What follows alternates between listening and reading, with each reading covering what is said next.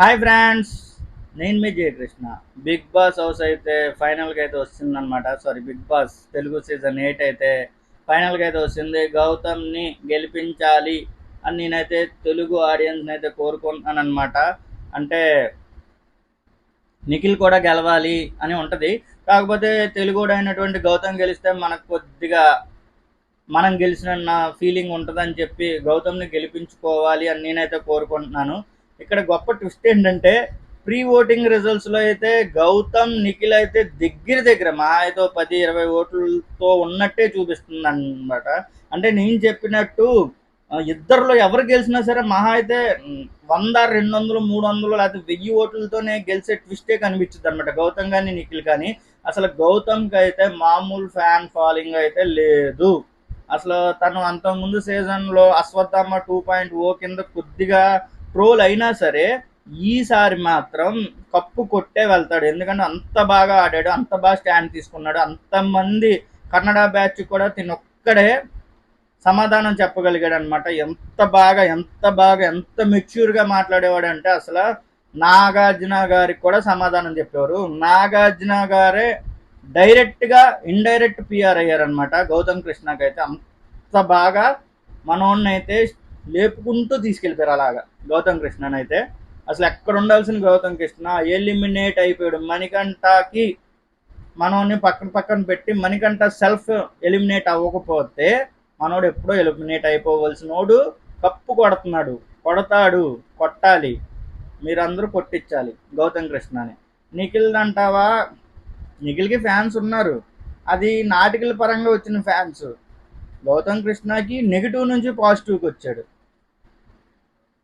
అది ఆలోచించండి. అస్సలు ఫ్యాన్స్ లేని దగ్గర నుంచి ఫ్యాన్స్ని అంటే ఎలిమినేట్ అయిపోవడానికి దగ్గరలో ఉన్నప్పుడు ఉన్నంత మంది ఫ్యాన్స్ నుంచి కప్పు కొడతాడన్నంత ఫ్యాన్స్ని తెచ్చుకున్నాడు అనమాట. దాన్ని బట్టి ఆలోచించండి ఎవరికి ఫ్యాన్స్ ఎక్కువ ఉన్నారనేది.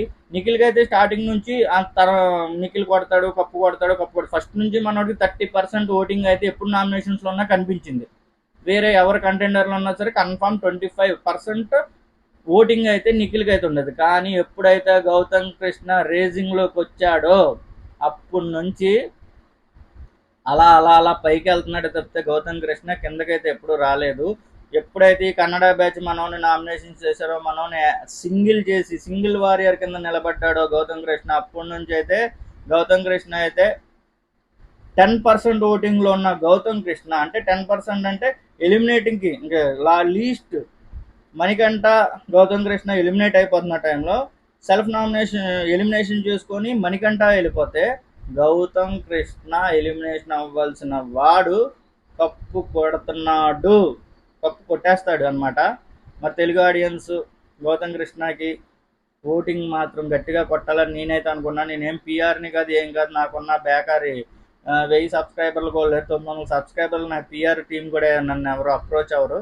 సో నేనైతే చెప్తున్నాను, ఎందుకంటే నేను ఫస్ట్లో గౌతమ్ కృష్ణకి ఆపోజిట్లే. నేను ఫస్ట్ నబిల్ని సపోర్ట్ చేసేవాడిని, కానీ నబిల్ తన ఆట అయితే తను చెడగొట్టిస్తున్నాడు. నిఖిల్ అంటారా, నిఖిల్ ఫ్యాన్ ఫాలోయింగ్ ఉంది, కానీ కింద నుంచి రేజ్ అయ్యి పైకి వచ్చినాడు గౌతమ్ కృష్ణ. సో గౌతమ్ కృష్ణ గెలిస్తే మనకి హ్యాపీగా ఉంటుందని నేనైతే అనుకుంటున్నాను. సో గౌతమ్ కృష్ణ అయితే 34%లో అయితే టాప్లో అయితే ఉన్నాడు. నెక్స్ట్ నిఖిల్ 34%. ఇద్దరికి మహా అయితే 300-400 ఓట్లు ప్రీ ఓటింగ్ రిజల్ట్స్లో అయితే చూపిస్తుంది. సో బయట కూడా అలాగే ఉండొచ్చు. నెక్స్ట్ వచ్చి నబీల్ 18%. మనో టాప్ 3లో ఉంటాడు. టాప్ 3లో ఉండి డబ్బులు తీసుకొని వెళ్ళిపోతే మంచిదని నేనైతే అనుకుంటున్నాను నబీల్ని అయితే. నెక్స్ట్ వచ్చి ప్రేరణ 10%, అవినాష్ వచ్చి 5%. అవినాష్ ఎవిక్షన్ ఫైనల్ కార్డు కొట్టాడు కాబట్టి సో వస్తాడు 5కి. లేకపోతే నాకు తెలిసి విష్ణుప్రియ ఉండేదేమో టాప్ 5లో. విష్ణుప్రియ వెళ్ళిపోయింది, మనోడికి ఫైనల్ కార్డు వచ్చింది కాబట్టి. సో మనోడైతే అవినాష్ అయితే 5th ప్లేస్లో ఉన్నాడు. సో గౌతమ్ కృష్ణకి ఓటు వేయాలని, వేస్తూ ఉండాలని శుక్రవారం నైట్ వరకు అనుకుంటా. సో ఓట్లు గుద్దితే గౌతమ్ కృష్ణ అయితే విన్ అవుతాడబ్బా. ఉంటాను, బాయ్. మీ జయకృష్ణ. సబ్స్క్రైబ్ చేయొచ్చు కదా.